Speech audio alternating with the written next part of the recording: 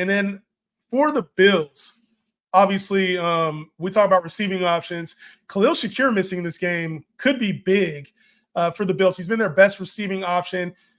And as far as like other options go, like obviously, I think the main thing that we can expect here is that Dalton Kincaid will see an uptick. But since Stephon Diggs has left and since the Bills have been winning games, since pretty much Joe Brady has taken over this offense, we've seen a different version of this Bills offense. We haven't seen Josh Allen throw for 300 yards yet. We haven't seen this passing attack be this crazy pass. They've been winning through the ground game with their defense, and Josh is being smart with the football. And we get Khalil Shakir out, obviously a slight bump up for Dalton Kincaid. Potentially here we could see some things for a Keon Coleman, maybe a little slight bump up for Curtis Samuel. But this passing attack, Tyler, for the Buffalo Bills, ain't what we thought it was going to be this year, especially without Diggs.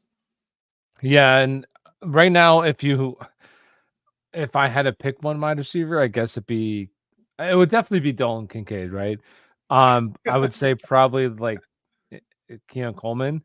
And this is kind of the problem. Like Khalil Shakir, I will say this with Khalil Shakir, he was somebody I was not very high on at all. And he's been their best wide receiver so far this season. He's looked pretty good.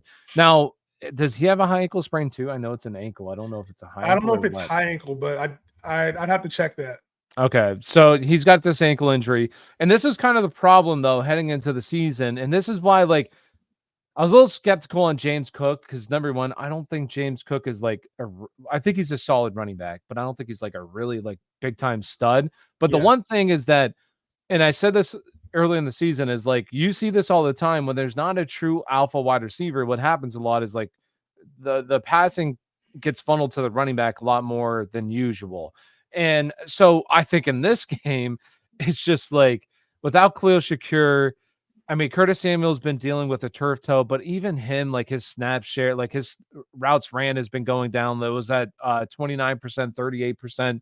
Khalil Shakir, Keon Coleman are up in the 70s, but they have like this it's a mixed wide receiver room where like a lot of these guys are getting snaps and different types of formations and stuff. So for me personally, it's a wide receiver room where I don't feel good about any of these guys. Like if I had to start one, it'd be a Keon Coleman, but like outside of him, like none of these guys really excite me. And it's worrisome going forward if Khalil Shakir kind of continues to miss time. If he misses time, in just what I've read really quickly from a lot of the injury doctors during the game, it looked like a high ankle / medial. And we're seeing medial thrown around more than I ever thought we would, but it looks like a high ankle medial type sprain.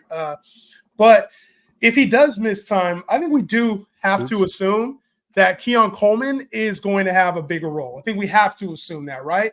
And he's somebody that Josh Allen has talked up highly, but this team also did go get some other receivers that I think can return some value at an inconsistent basis. Like you said, you're not going to want to start many of them fantasy-wise. You got Mac Hollins, who's been talked up by the team, so that's an option there for potential big games at times.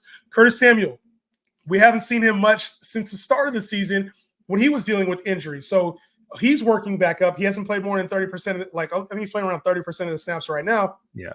He's got to work into a bigger workload. He is also an option.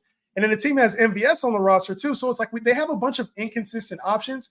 And the one that seems to have the most promise is Keon Coleman, the guy they got in the draft. So I like Keon Coleman here, but I think he is still a risky play, even over the next couple of weeks. If he clicks, though, now we're talking about a guy that could have wide receiver 3 potential for the rest of the season. Yeah, and if Khalil Shakir is dealing with a high ankle sprain, I've already seen Curtis Samuel dropped quite a bit in leagues.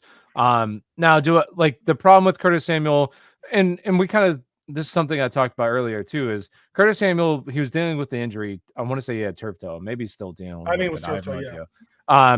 But like, he's also coming over from a brand new team. It's a brand new system, playing with Josh Allen for the first time. Now, do I think he's going to maybe be anything? No.